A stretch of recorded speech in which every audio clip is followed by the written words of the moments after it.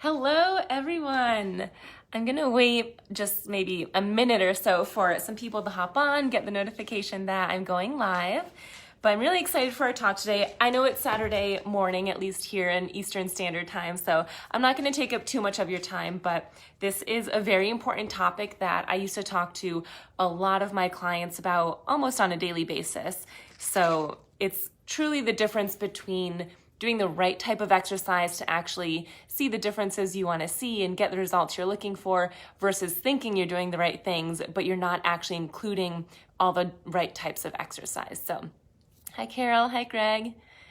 When you join, if you're joining live, say hello and maybe where you're joining from in the chat. If you're watching the replay, then you can type replay.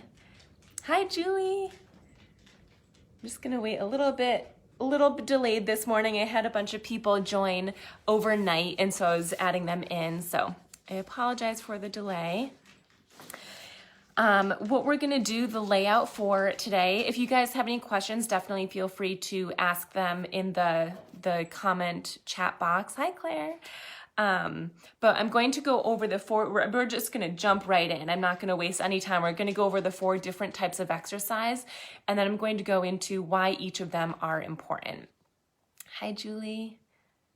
All right, so you've got some people joining. So again, I'm just going to jump right in. If you have any questions along the way, feel free to ask them, and I will be able to scroll and see what your questions are. Carol says hello from Colorado. Colorado, that's so cool. All right, so jumping right in. There are many different forms of exercise, and in my mind, there are 4 that are most important. And the reason I wanted to talk to you guys about this is because it is very common that someone will come to me and they'll say, you know, these are my goals. And I'll say, okay, so what are you doing currently to help you reach those goals? I'll say, well, I'm exercising. And exercising is actually such a broad term because for their goals, it might be specifically for stretching and getting more flexible, having less spasticity.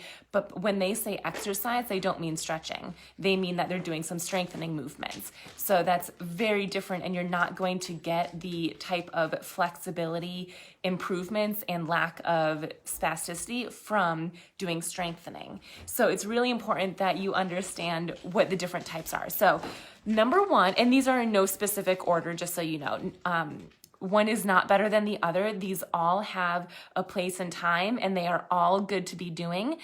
But based on your goals, you should be doing specific types. So the first type is movement or activity, just general movement. So this is the type of exercise where people might tell me, well, I'm staying active. I play tennis, or I go for walks every day. You know, you're doing some type of activity, and maybe it's a sport, maybe it's just, you know, in your home. The other type of this is movement. So it's more like I showered today. I got out of bed. What's something else you can do in your home? Got into and out of my car. I did errands. So that's more like movement. It's not specifically for one muscle group, but you are moving around. That's one type, is movement and activity. Type number 2 is strengthening. And there's a couple of different types of strengthening. Type number 3 is stretching. And then type number 4 is cardio. And again, each of these are important, but it depends what your goals are that should determine what you're going to do. So I just wanted to go a little bit further into each of those. We already touched on the movement and activity, and that is good if you have specific goals for movement and for activity. However, when you have those goals, it's often important that you are combining that with strengthening and stretching, and almost always cardio. So it's always a good thing. I always encourage people, yes, like walking around your home is good. Getting into and out of the shower is good. Showering is good. You know, all these movements, climbing stairs throughout the day, good, that's awesome. But if you're having limitations with it and you want to improve stair climbing or improve your walking, it should be combined with strengthening, stretching, and cardio. So moving on to strengthening, there are 3 different types of strengthening exercise. Actually, I wasn't planning on demonstrating. Got my nice comfy blanket here, but I'll demonstrate with my arm. So For strengthening, you can do concentric strengthening, which is the most common type of strengthening. Concentric strengthening for my bicep would be to, I have a remote control here, pretend this is a weight. Concentric is me going up and down, bicep curls. And it's concentric because my muscle is shortening. It took me a long time for this to for me to understand what this actually meant when I was in PT school. So if you're not understanding this right now, that's okay. But concentric is when the muscle that goes from here to here bends, it shortens. So that's concentric. Whereas eccentric is when that muscle lengthens as you're strengthening it. So eccentric, maybe I'm still holding a weight, but I'm slowly lowering it down. That is still my bicep doing this work, but it's slowly lengthening. So that's a different type. And then lastly, there's isometric. So if I'm not holding a weight, let me back up so you can see me. If I'm not holding a weight, but I'm using this hand to push down. So this hand's coming up, but I'm pushing down. So I'll show you from this side. You can't actually see it. There's no actual movement, but I feel it. Like if I were wearing a tank top, you'd see my muscle popping a little bit because it's hard. Like I'm trying to push up against my hand, it's not working. That's isometric strengthening. So those are the 3 different types of strengthening exercise. Hi Peggy, hi Carrie, Barbara, I see you guys joining. So the important thing to know why I'm sharing these 3 different types of exercises is because there are some that are more important than others, depending on your goals. So if your goal is to pick something up, to get stronger at picking up items off the ground, that's concentric. If your goal is more endurance-based, if you want to be able to hold a bag as you're walking around the mall, that's actually more isometric, that hold. Having that strength over time for endurance and holding. That's more isometric training. Whereas eccentric training would be more for people who are still looking for endurance, but endurance with movement versus endurance just holding. And again, they're all important. They all can be very useful. But those are the 3 types of strengthening.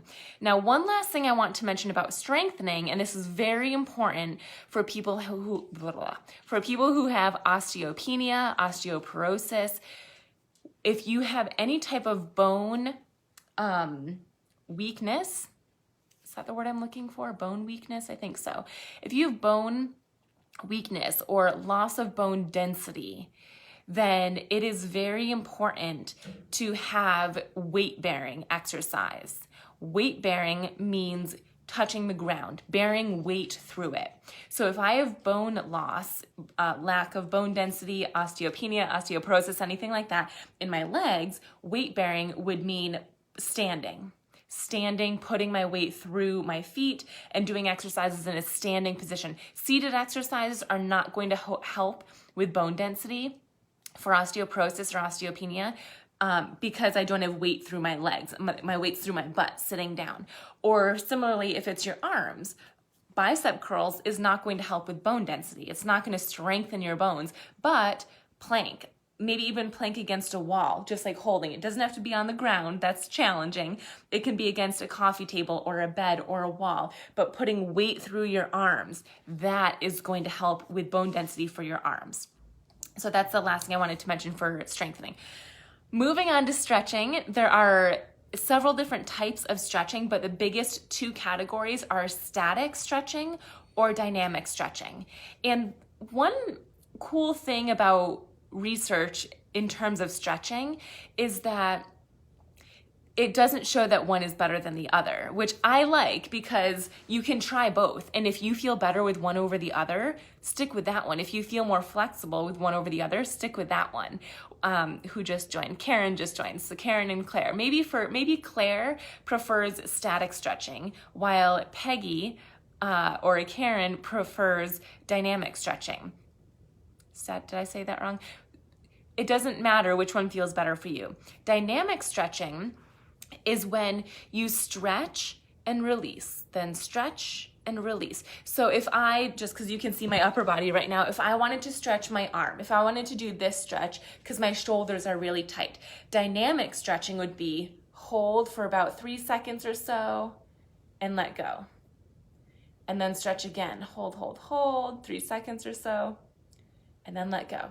And you do this about 20 or 30 times, and then let go. So it's dynamic. You're moving while stretching. Whereas static is a prolonged hold.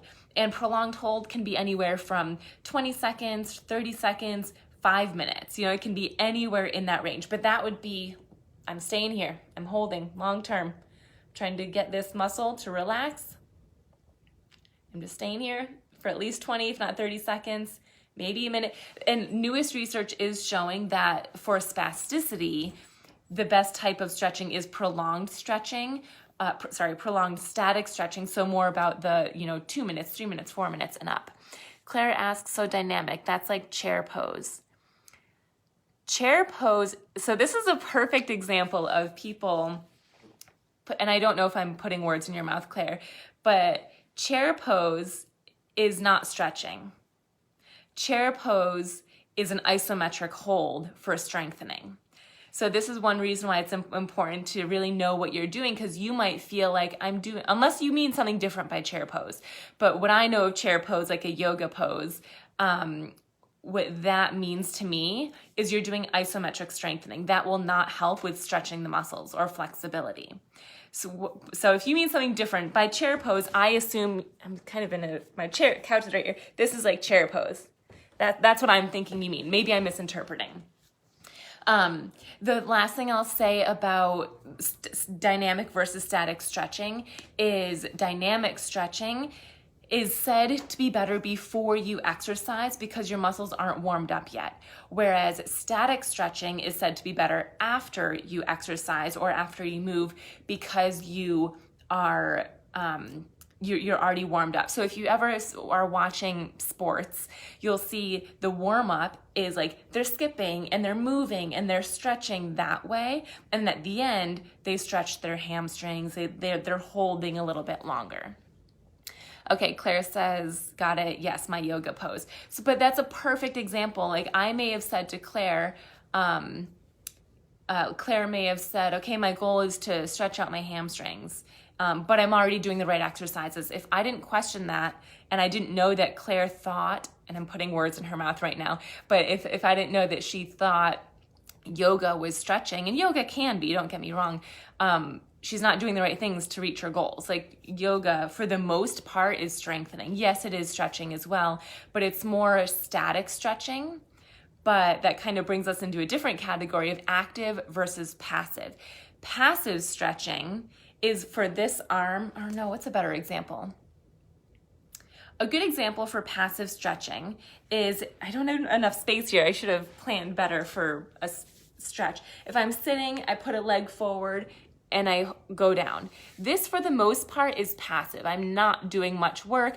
This leg that I'm stretching is fully dead weight, just hanging out there, relaxing. Whereas active stretching would be I'm standing and bending forward. If I'm standing, my muscles have to work. If I'm standing and my muscles aren't working, I'm gonna crumble to the ground. So that's more of an active stretch. And yoga is strengthening, typically isometric strengthening, combined with prolonged active static stretching. So I know I'm throwing a lot of words out at you guys, but I'm just trying to show you that the difference, that strengthening is different than stretching.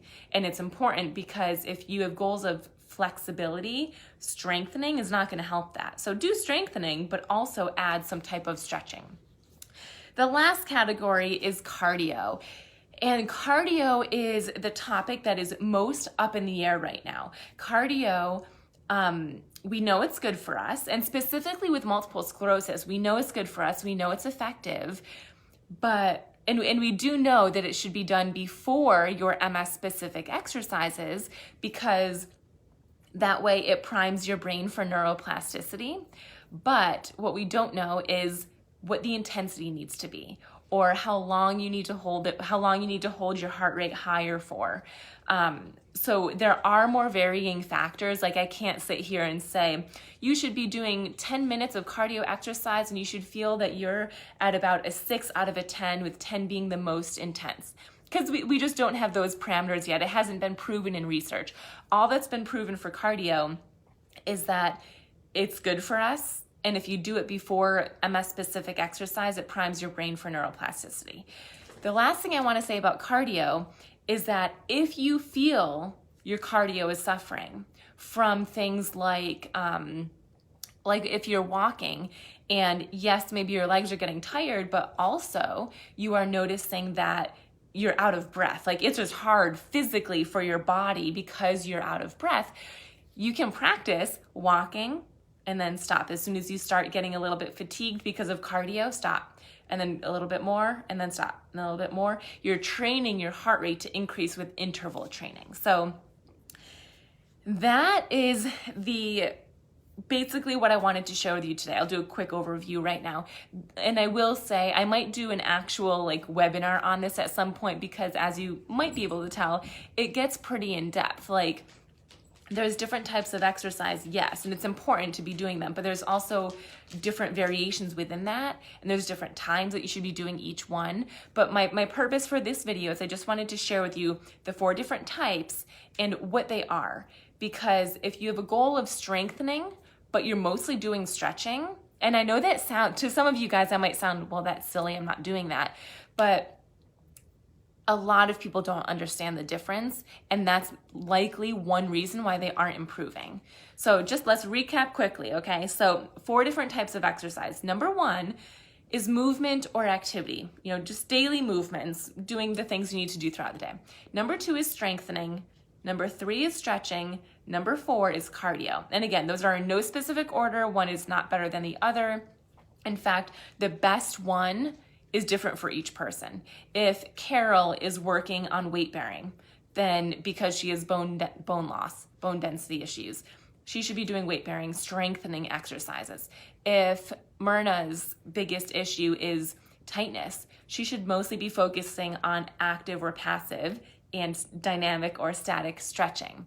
If Lori's biggest issue is cardio, just fatigue, she should be focusing more on cardio. If someone else is, who else is on? Julie. If Julie's biggest issue is specific activities like stair climbing, she's going to want to be doing movement combined with strengthening. And if she has difficulty stair climbing because of tightness, she should also be doing stretching. But it should be all 3, not just strengthening. I'm getting better at stairs because I'm strengthening. That probably won't happen. It's often a combo. So that's what I've got for you guys. Again, I could go much more in depth. I don't want to confuse anyone. And so this is just meant to be a general overview. But if you guys do have questions, let me know. Julie says, I can't move quick or long enough to get my heart rate up. Ooh, great question, Julie. My favorite way for cardio is actually to use my arms. And we have a video in the missing link. It was one of the very first videos that I uploaded. And it's called Cardio Without Fatiguing My Legs.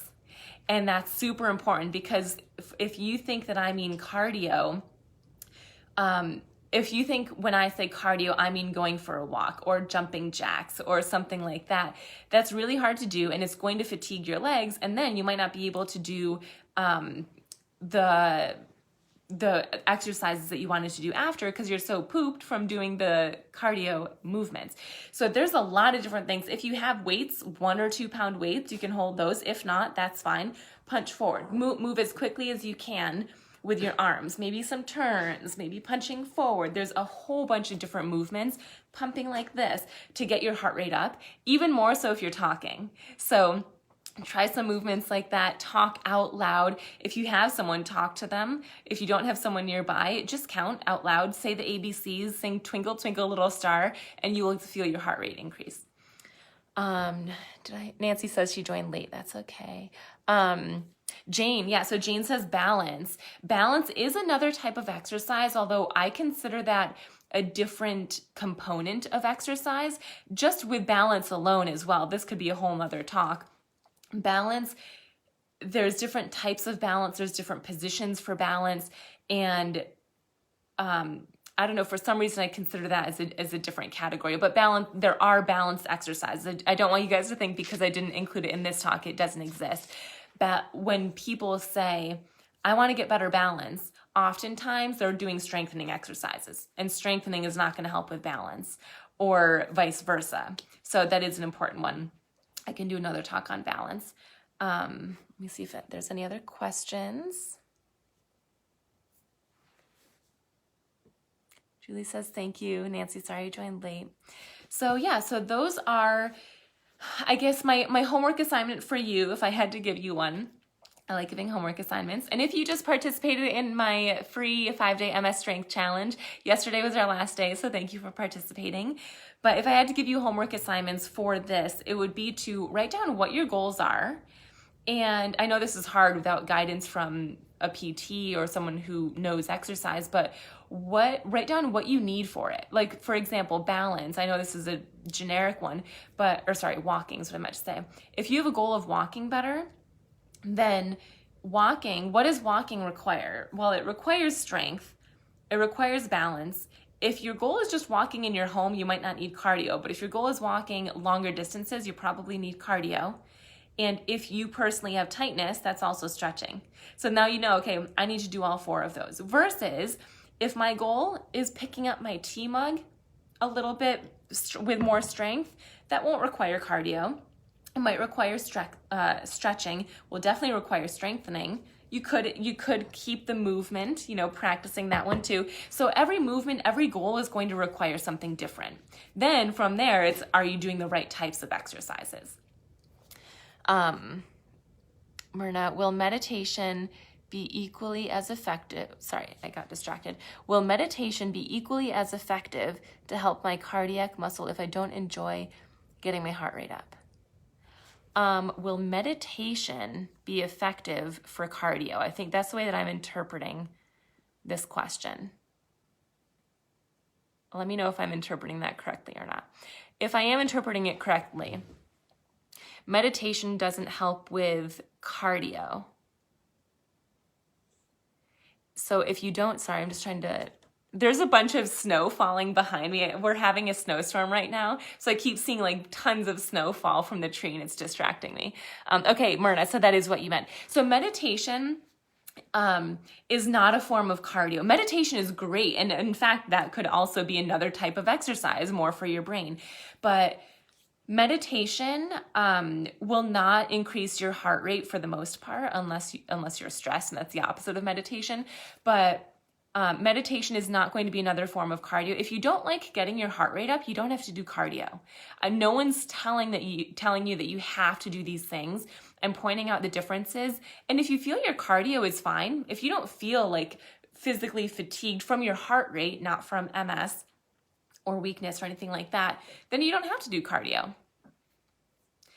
Myrna, it helps relax the effort your heart does. Right. So meditation does help relax. So when I say cardio to do before in order to help improve the neuroplasticity, that specifically is increasing your heart rate, doing something to get your heart rate up. Whereas what you just mentioned, it helps relax the effort your heart does.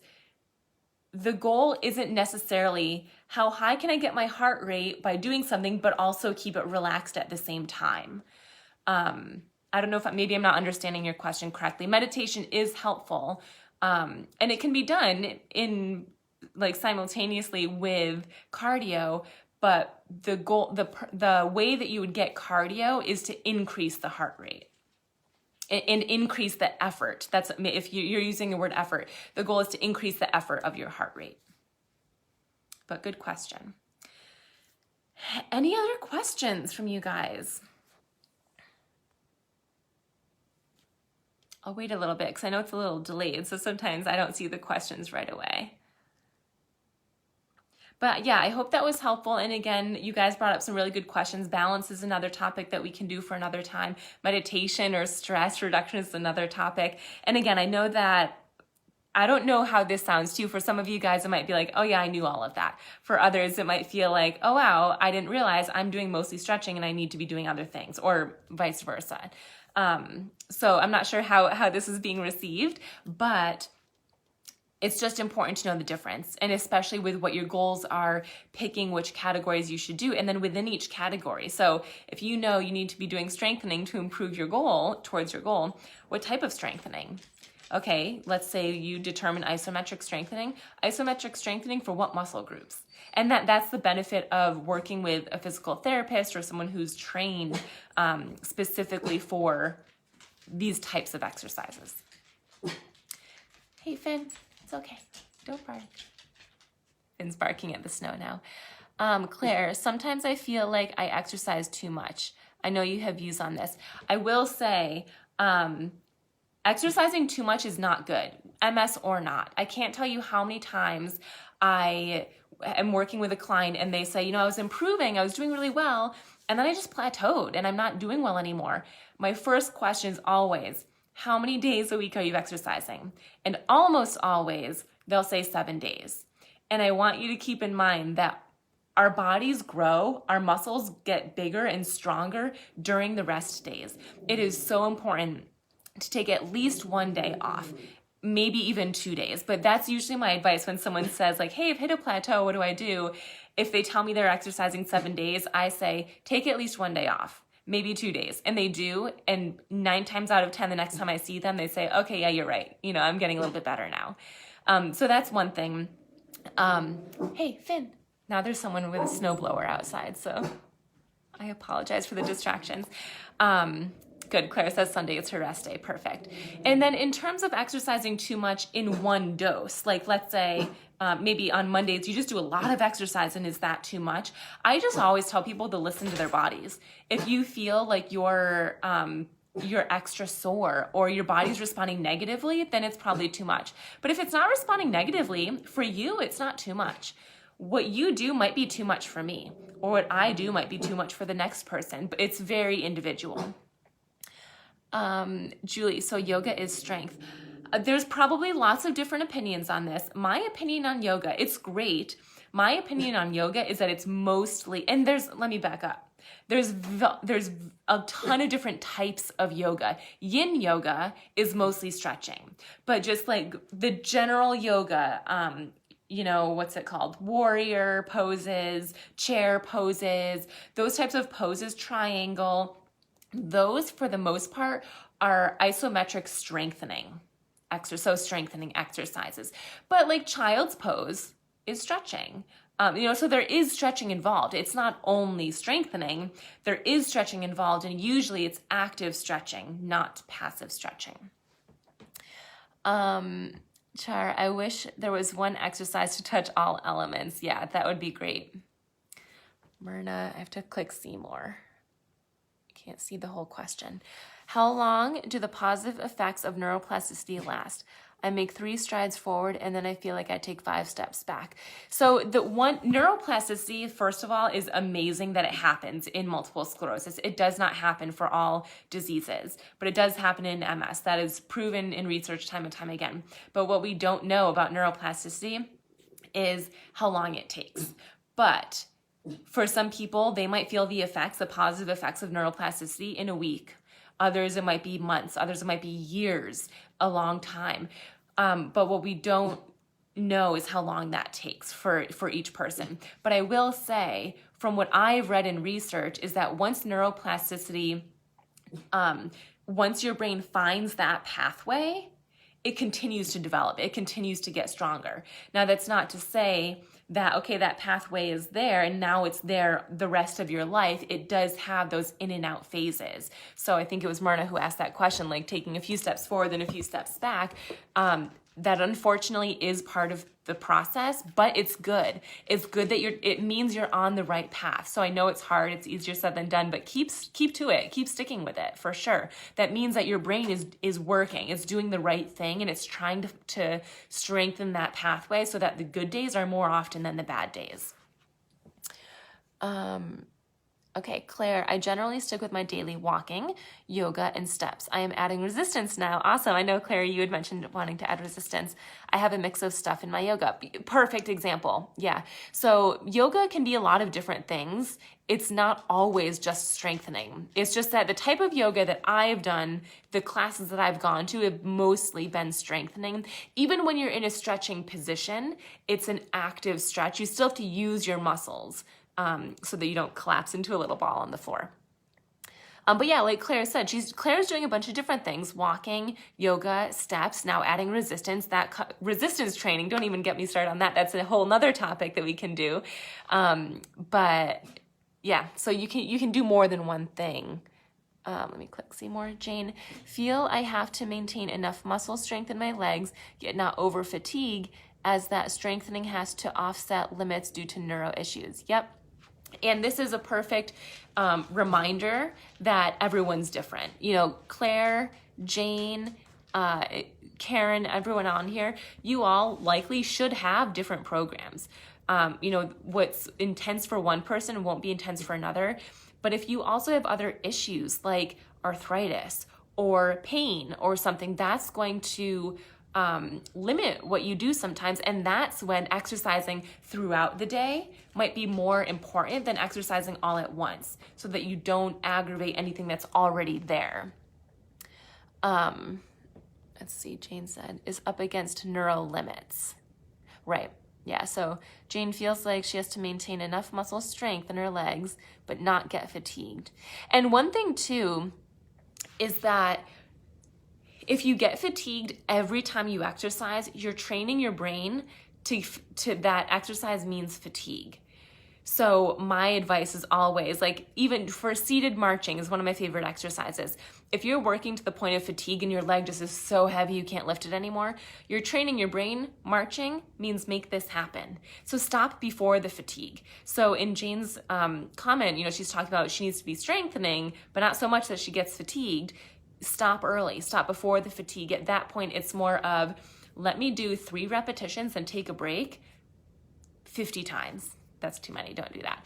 But you know, like take lots and lots of breaks. Strengthening doesn't require that you do a bunch without stopping.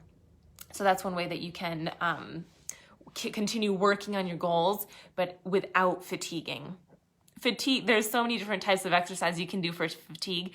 I will often give my physical therapy clients a program to do for their bed days, like the days that they want to exercise but they cannot get out of bed, or they can't get up off the couch. There are still things that you can do on those fatigue days. All right, I'll take one last question, then I got to get going. I actually have a conference that I'm attending after this. Let's see, Julie just came in. How do you exercise throughout the day? How do you break it up? Dependent on you. I don't know if you guys have heard about my mentor membership program, but it's where I work one-on-one with my clients, and we talk about, with each individual person, I help them pick what's going to work for them. So it's dependent on things like, well, what time do you wake up? If you normally wake up at 10, you probably shouldn't schedule to exercise for your first round at 9:30 because you're not even going to be awake. So exercising throughout the day is whatever works for you. Think about your day, and you can associate it with something that you're already doing. So if you, and Julie, I don't know if you were part of our 5-day challenge, but we talk about this there. So make sure you're caught up to speed on those. But maybe associate it with breakfast, lunch, and dinner. Those are 3 times throughout the day you can exercise. Or if you watch TV, maybe during commercial breaks, you know, it's throughout the day. Or after each episode, do an exercise, that type of thing. There's a lot of different strategies. Carol, I have a lot of upper body pain, back, shoulders, neck. Right now working on stretching. Yep, balance and strengthening. That's awesome, Carol. Peggy, I want the one-on-one. Peggy, I'll send you a message. We actually have our next round of one-on-ones starting on Monday. So I'll send you a message. I'll email you. That's probably the best way.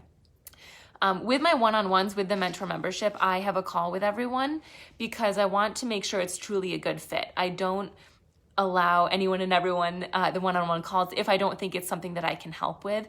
But most of the time it is, because it's more direct guidance on what to be doing. It's accountability, it's motivation. We have one-on-one calls every other week for check-ins to make sure you're actually staying on track. So yes, I'll reach out to you, Peggy. All right, guys, that's all I've got for you today. I hope you found that helpful and insightful. And even if you knew some of that information, hopefully it just jogged your memory a little bit to help you remember to be doing multiple types of things. I will say that also in the physical therapy clinic, not for MS, but for other clients that I had, they would come in. I feel like I'm harping on yoga a lot today, but I've had several clients who come in with hamstring issues or back pain, and they say, but I'm exercising, I'm doing all the right things. I say, good, what are you doing?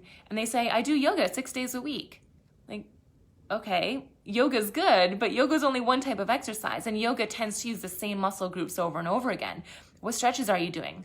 Well, I'm not doing any stretching. Well, what strengthening exercises are you doing for specific muscle groups? Well, none.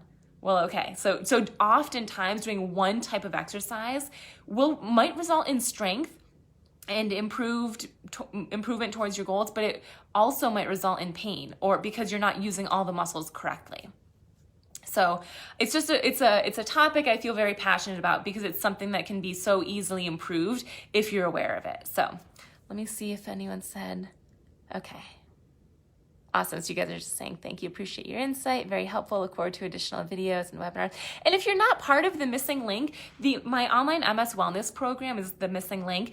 That we talk about this stuff in every single exercise. There's tons of MS specific exercises. There's activity specific exercises where I demonstrate how to climb the stairs, how to get up off of the ground and down to the ground, how to get into a car, how to get in and out of bed, how to get, how to do all these different things, and then broken down into the specific exercises. And there's categories for strengthening and stretching, and as Jane mentioned, balance, walking, all these things. So if you don't have that guidance, if you feel like, well, great, now you told me that I have to do strengthening, but I don't know what to do for strengthening. Or you told me I have to do stretching, but I don't know what to do for stretching. Then the missing link might be a good option for you. Diane said, I signed up for the challenge, but didn't see the participation time and where. So Diane, you were emailed, or you should have been emailed, if your email is working, every day, a reminder to check in with the link to join. But even if you didn't see that, if you just go to missinglink.com and sign in, click on 5-day challenge, and you'll see all the videos there. So either way. All right, guys, thank you for joining, especially on a Saturday morning. I'm going to go hop on my conference that I'm going to be attending. I hope you have a great weekend. As I mentioned, it's very, very snowy here, snowed in pretty much. But I hope you guys have a great day, and I will hopefully talk to you soon. Bye, everyone.